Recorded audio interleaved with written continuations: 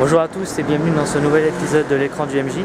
Alors vous voyez maintenant je tourne directement face caméra. Je trouve ça plus vivant pour vous et même pour moi je trouve ça plus amusant. Donc là je tourne en extérieur mais la plupart des vidéos que vous verrez ça sera dans mon appartement au calme. Alors c'est un épisode un peu spécial, non seulement le fait que je le filme directement, mais c'est le fameux épisode sur la création d'univers. Je vais vous donner une méthodologie. Ça ne regarde que moi, c'est ma méthode à moi, c'est pas la meilleure. Si vous avez de meilleures idées, n'hésitez pas à nous les faire partager. La création d'univers. La première étape, c'est de choisir votre univers. Ça, j'ai déjà fait une vidéo sur ça. Vous choisissez votre style littéraire. Mais c'est pas suffisant. Quand vous avez les grandes lignes, vous devez spécifier les lois de votre univers. Vous prenez deux univers de fantasy, ça ne sera pas les mêmes lois qui seront appliquées. Vous prenez par exemple Harry Potter. Dans Harry Potter, la magie est omniprésente, elle est partout. Que ce soit les petites gens ou les grands sorciers, tout le monde l'utilise. Alors que l'Ancien des Anneaux, c'est réservé à une élite divinisée. Donc à vous de définir quelles sont ces lois, d'où elles viennent, comment est-ce que vous les utilisez, qui les utilise, et quel est le prix à payer pour que ça marche. Alors, ça c'est vous qui voyez. Petit conseil, vous n'êtes pas obligé d'inventer la roue. Une méthode très simple pour faire quelque chose d'original, c'est que vous prenez deux choses qui ne sont pas originales et vous les associez. Par exemple, Shadowrun. Shadowrun, c'est un jeu de rôle qui se passe dans le futur, donc c'est cyberpunk, et ça allie l'heroic fantasy. Alors si vous prenez de manière... si vous les prenez un par un, le cyberpunk et l'heroic fantasy, ce sont deux genres qui sont complètement normaux, qui ne sont pas originaux. Mais vous les associez ensemble et vous avez un univers original, avec de la science-fiction et de la magie.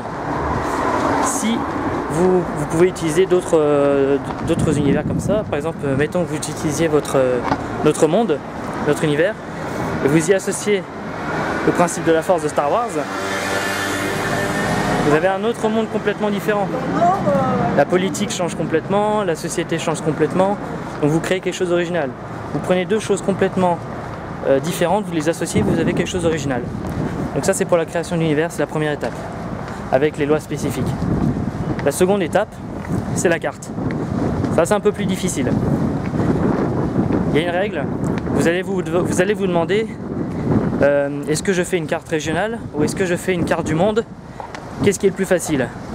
Vous serez tenté de penser que faire une carte régionale c'est plus facile que faire une carte du monde. Or ça n'a aucune importance. La règle quand vous faites une carte, c'est que plus vous la détaillez, plus la sensation de grandeur est réelle. Si vous prenez la carte du monde, de notre monde à nous, et que vous mettez simplement les capitales, vos joueurs ils vont partir de Moscou, ils vont arriver à Berlin, ça va se résumer en 30 secondes de narration. Alors que si vous mettez toutes les villes qu'il y a entre ces deux villes, eh bien, il y aura plus d'escales, il y aura plus d'événements qui vont se dérouler. Du coup la sensation de grandeur sera beaucoup plus présente. Si vous passez 1 heure à faire une partie entre ces deux villes, c'est quand même plus intéressant que si vous dites simplement bah voilà, vous partez à 9 h et vous arrivez à 14 h. Donc ça c'est à vous de voir. Après, tout est relatif par rapport à la grandeur de votre univers. Si, la grandeur de la carte est en fonction surtout du moyen de transport utilisé par le groupe. Plus le moyen de transport est rapide, plus naturellement la carte sera grande. Et inversement, plus il est traditionnel, plus il est lent, plus une carte régionale s'impose. Donc ça c'est pour la carte. Je ne vais pas vous expliquer comment créer une carte. Je mettrai en barre d'infos des liens de cartes préfaites. Vous avez juste à éditer avec Paint et mettre des noms de villes où vous voulez. Ça c'est à vous de voir. La troisième étape, c'est l'histoire et la géopolitique de vos nations. Alors tout ce beau monde n'a pas popé comme ça par magie, quoique, c'est à vous de voir, mais en général, il y a une histoire derrière.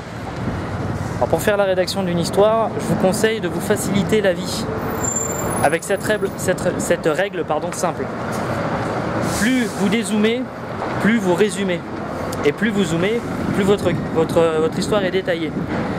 Vous me résumez l'histoire de votre monde et de l'univers en général, mais vous apportez des détails quand vous zoomez sur une région ou un pays. Et ne déballez pas tout d'un coup dès la première séance. Ce n'est pas intéressant pour vous et ce n'est pas du tout intéressant pour vos joueurs. Parce qu'en général, 1 heure de background, alors peut-être que ça peut plaire à certains, mais à d'autres, ils vont s'ennuyer. Donc faites attention à ça. Alors vous avez tout le terreau nécessaire pour faire une intrigue. Je ne vais pas parler de l'intrigue dans cet épisode-là. Là, vous avez tout ce qu'il faut pour créer votre propre univers. Si vous avez des conseils ou si vous pensez que j'ai oublié des détails importants, n'hésitez pas à me le signaler. Je profiterai aussi de votre expérience comme ça. Merci beaucoup. Merci d'avoir regardé cette vidéo. Continuez à faire du jeu de rôle, c'est très important. Et que les dés soient avec vous.